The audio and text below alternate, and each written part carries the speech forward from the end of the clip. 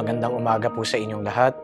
Ako po si Father Jerome Ceciliano, ang kasalukuyan pong Rector ng National Shrine of Mary, Queen of Peace.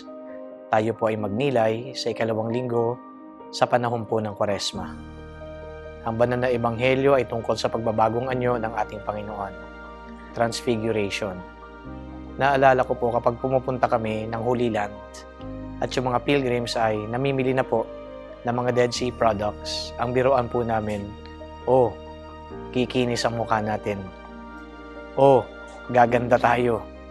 Yung mga kulubot natin, mababawasan. Kasi yung Dead Sea products, ang sabi nila, mainam daw na gamitin upang maging maayos ang skin.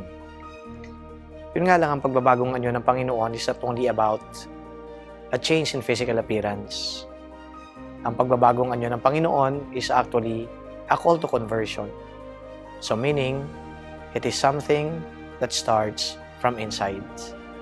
Conversion is not only about the change of how we look, how we appear, because if we only focus on that, hindi po totoong conversion yan.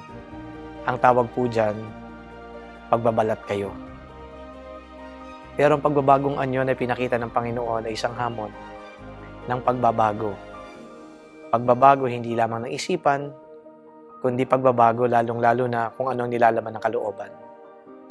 Sa pagbabago, kailangan natin iwasan yung galit, iwasan yung ngit-ngit, iwasan yung inggit, iwasan ang selos, at kung ano-ano pa man na nakapagpapasama sa tao.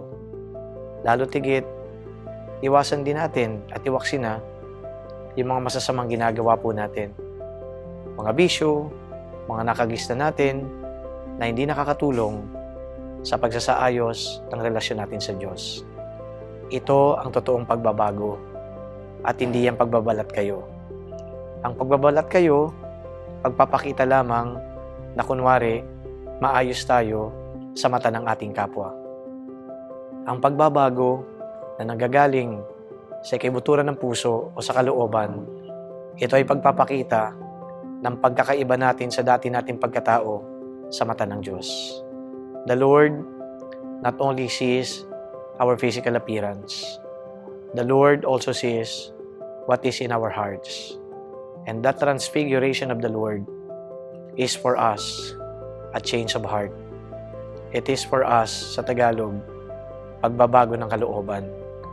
Pagbabago kung anuman ang nilalaman ng puso upang tayo ay maging mas mabuting tao, hindi lamang sa mata ng ating kapwa, bagkus sa mata ng Diyos. Kaya babalik po ako doon sa karanasan namin, tuwing kami nasa Holy Land, biruan lang po yun. Kasi kapag pumunta ka nga naman ng Holy Land, and you step on the footsteps of Jesus, you walked in that land where Jesus walked. Hindi lamang po ang hinihiling natin dito na gumanda ang ating appearance, kundi gumanda ang tunay nating pagkatao na naaayon sa Diyos. I admonish you, brothers and sisters, that as we reflect on the second Sunday of Lent, we may all the more take extra effort to change how we live our life.